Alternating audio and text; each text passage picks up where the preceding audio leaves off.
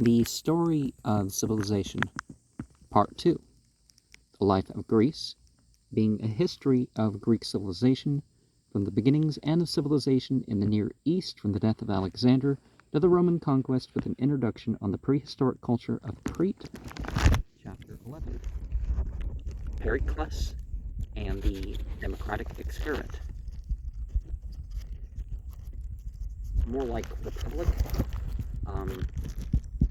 but one of the things that's been going on since before I was born in my country was this confusion that's been being put on people that my country was actually a democracy rather than a republic. Section 1, the rise of Athens. The period which intervened between the birth of Pericles and the death of Aristotle, wrote Shelley, is undoubtedly, whether considered in itself or with reference to the effect which it has produced upon the subsequent destinies of civilized man, the most memorable in the history of the world. Athens dominated this period because she had won the allegiance and the contributions of most Achaean cities by her leadership in saving Greece, and because when the war was over, Ionia was impoverished and Sparta was disordered by demobilization, earthquake, and insurrection, while the fleet that Themistocles had created now rivaled with the conquest of commerce its victories at Artemisium and Salamis.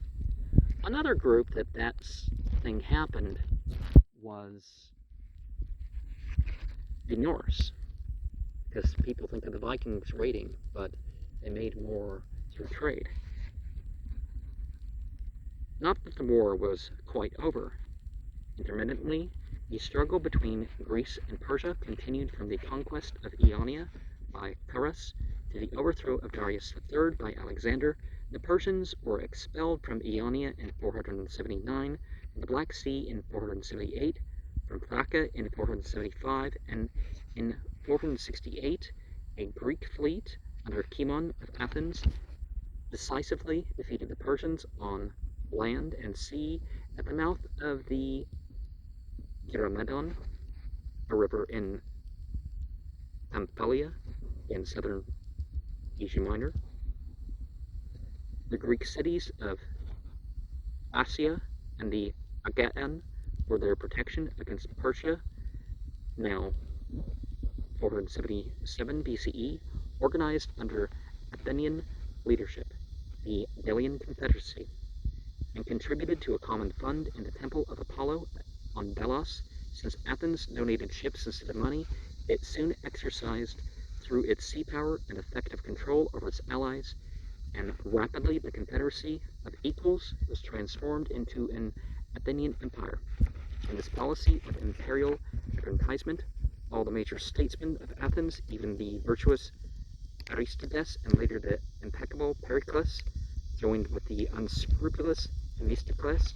No other man had deserved so well of Athens as Themistocles, and no one was more resolved than he to be repaid for it.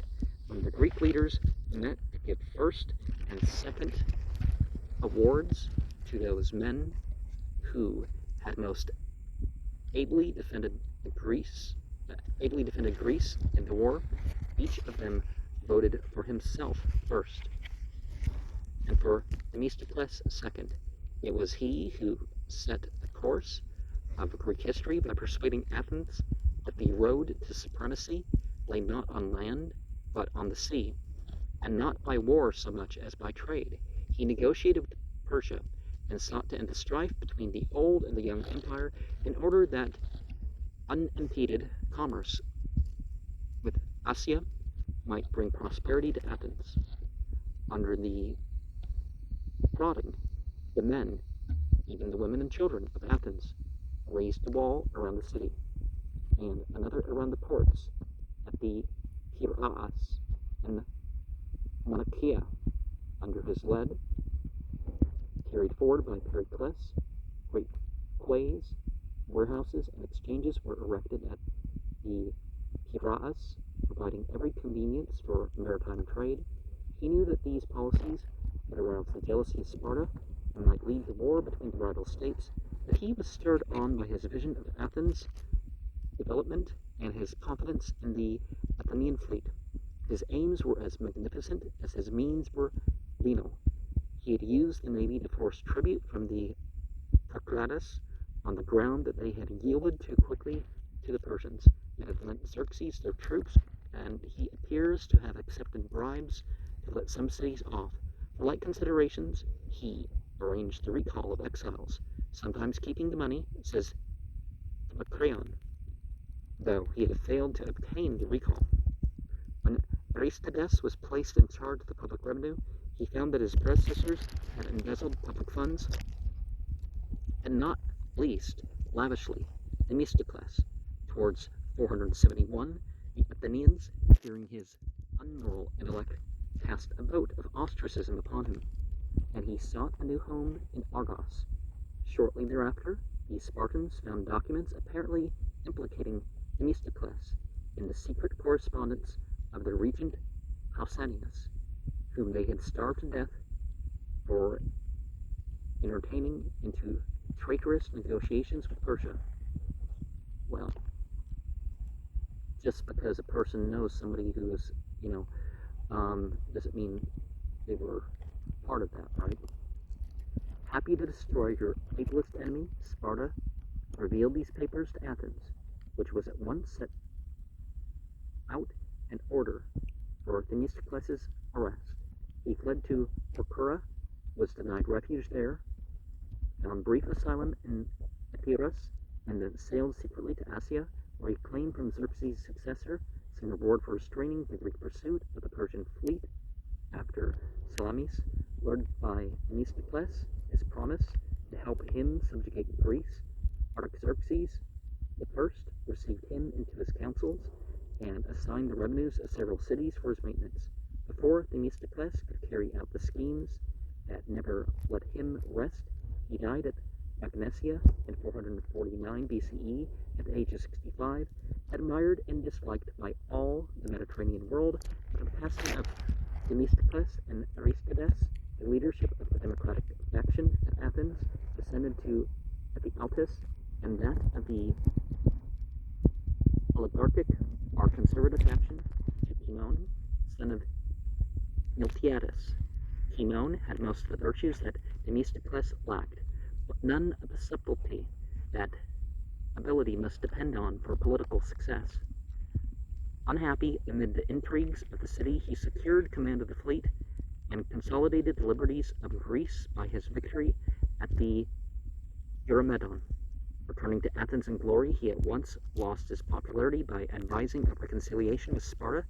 He won the assembly's reluctant consent to lead an Athenian force to the aid of the Spartans against their revolted helots at Ithome, but the Spartans suspected that the Athenians, even when bringing gifts, and so clearly distrusted Cimon's soldiers, that these returned to Athens in anger, and Cimon was disgraced. In 461 BCE, he was ostracized at the instigation of Pericles, and the oligarchic party was so demoralized by his fall that for 2 generations the government remained in the hands of the Democrats. 4 years later, Pericles repented, or rumor said, enamored of Cimon's sister, Alpinique, secured his recall, and Cimon died with honors in a naval campaign in Cyprus. The leader of the Democratic Party at this time was a man of whom we know strangely little, and yet his activity was a turning point in the history of Athens. Ephialtes was poor but incorruptible, and did not long survive the animosities of Athenian politics.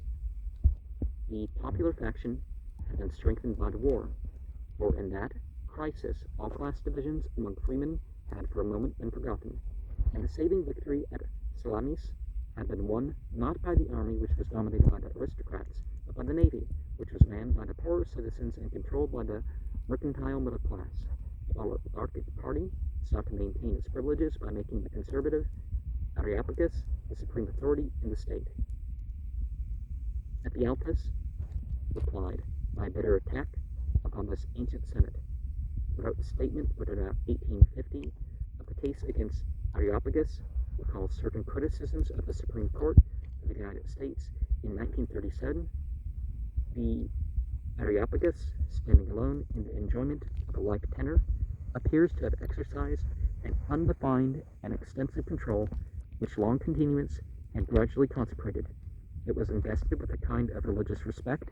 The Areopagus also exercised a supervision over the public assembly, taking care that none of the proceedings should be such as to infringe the established laws of the country. These were powers immense, undefined, not derived from any formal grant of the people. Now,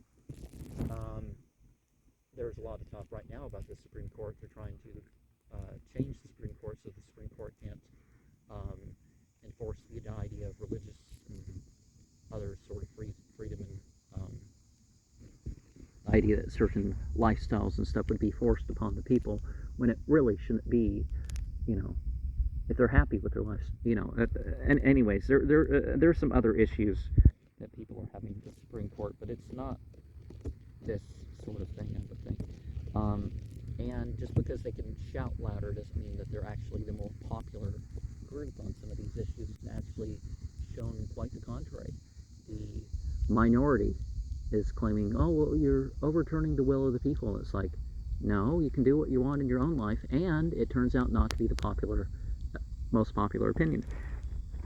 He impeached several of its members for malfeasance, and had some of them put to death, and persuaded the assembly to vote the most complete abolition of the powers that the Areopagus still retained. The conservative Aristotle later approved this radical policy on the ground that the transfer to the commons of the judicial functions that had belonged to the Senate appears to have been an advantage for corruption, finds an easier material in a smaller number than in the large one. But the conservatives of the time did not see the issue so calmly. Ephialtes, having been found unpurchasable, was assassinated in 461 by an agent of the oligarchy, and the perilous task of leading the Democratic Party passed down to the aristocratic Pericles. Now, whether that's straight up criminality or some other issue, one has seen in my own country something. And this thing that I've seen in my own country is that they find figureheads and they corrupt certain individuals. They find people with issues and they corrupt them further and use them to corrupt the group. Because it's a lot harder to just go out there and, oh, you people, whatever they're trying to do.